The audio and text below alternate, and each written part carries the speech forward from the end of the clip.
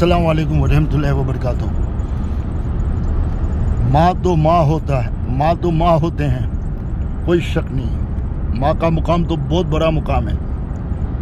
बाप भी बाप होता है, उसमें भी कोई शक नहीं। वो शफकत है, वो तहफ़्फ़ुज़ है। माँ ममता है, पाँव में जन्नत है। दोनों का अपना अपना मुकाम है। लेकिन एक बात याद रखना, माँ बाप वो अच्छे हैं, माँ बाप वो मुकाम पाते हैं जो माँ बाप आपस में भी, माँ और बाप आपस में भी मोहब्बत से रहते हैं और एक दूसरे की इज्जत करते हैं। बच्चों के लिए कुर्बान होते हैं। आपस में अगर इनकी रंजिश होती है तो इससे बच्चों को जितना नुकसान होता है वो उनको अंदाज़ा भी नहीं है। इसलिए माँ बाप तो माँ बाप हैं, इसमें तो कोई शक ही नहीं है और इनका मुकाम अपनी जगह पे है। लेकिन वो माँ बाप को एक कुर्बानी और भी देनी चाहिए। जहाँ बीवी में कमजोरी हो तो शोहर उसको बर्दाश्त करे और उससे बात अलग से करे।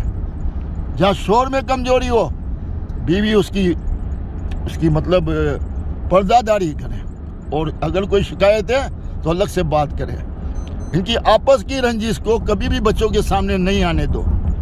तो आपने बच्चों को बहुत बड़ा इनाम दे दिया। बच्चों के सामने हमेशा मुस्कुराहट के साथ, स्माइल फेस के साथ मिलो। बच्चों को ऐसा महसूस हो कि आप दोनों में बहुत मोहब्बत है। ये मोहब्बत फिर इनमें ट्रांसफ़र होगी और ये भी नरमी वाले बनेंगे, आजीजी पसंद बनेंगे। आप नरमी से बात करोगे, बचपन से जब ये देखेंगे तो ये भी नरम मिजाज बनेंगे, ये भी आराम से बात करने वाले बनेंगे, ये भी खुश मिजाज बनेंगे। तो माँ बाप के लिए ज़रूरी है कि यकीनन माँ के पाँव में जन्नत है। माँ की बहुत कुर्बानियाँ हैं, इसमें कोई शक नहीं है। और बाप भी बहुत कुर्बानी देता है, इसमें कोई शक नहीं है। बेइंतहा कुर्बानी देता है बाप भी हद से ज़्यादा कुर्बानी देता है, इसमें भी कोई शक नहीं है। वो अपने बच्चों से बहुत प्यार करता है, अपने पेट को काटता है। मैंने तो परदेश में देखा ना यार, बेचारे कई साल गुजार देते हैं सिर्फ बच्चों के मुस्तकबिल के लिए, बच्चों को खुशियाँ देने के लिए, बच्चों को अच्छी तालीम दिलाने के लिए।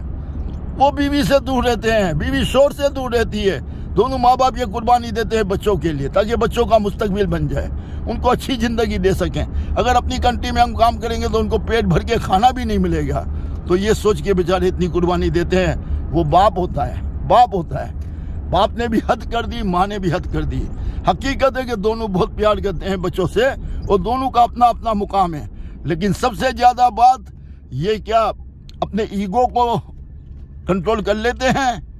क्या जब आपस में झगड़ा होता है तो क्या कंप्रोमाइज़ कर लेते हैं? क्या एक दूसरे को बुरा देखने लगते हैं? क्या उस टाइम पे इनके जहन में कुछ आता है कि हम लोग इसको सही तरीके से हैंडलिंग करें? इससे बच्चों पे बुरा असर पड़ेगा। आप प्यार जितना भी करो मगर बच्चों को प्रोटेक्ट कितना करते हो, बच्चों का ख्याल कितना करते हो?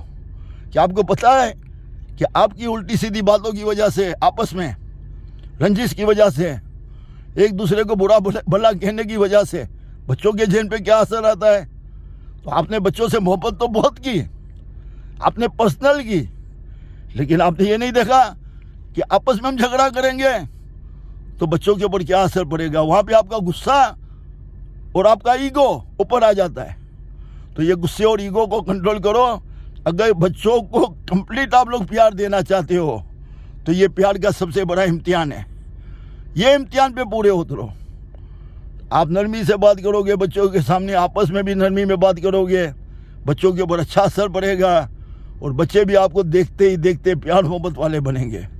वरना बच्चों का भी अंजाम बुरा होता है। भले आप बच्चों को कितना भी प्यार दे दो, लेकिन आपस में आपका झगड़ा होगा तो ये सब पानी में चला जाएगा और बच्चों की परवरिश में खोट ठहर जाएगी। इससे बच्चों के ऊपर बहुत बड़ा बुरा असर पड़ता है। वो एहसास कमतरी में जाते हैं, कॉम्प्लेक्स में जाते हैं, घर में दिल नहीं लगता, ज़्यादा टाइम बाहर निकालते हैं और सोचते हैं घर में जाएगा तो माँ बाप की किट चलती रहेगी।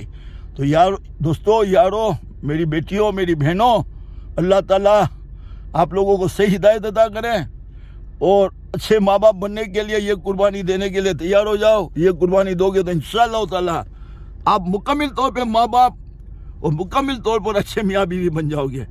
अल्लाह आप लोगों को कामयाब करे, अल्लाह आप लोग की हिफाजत करे।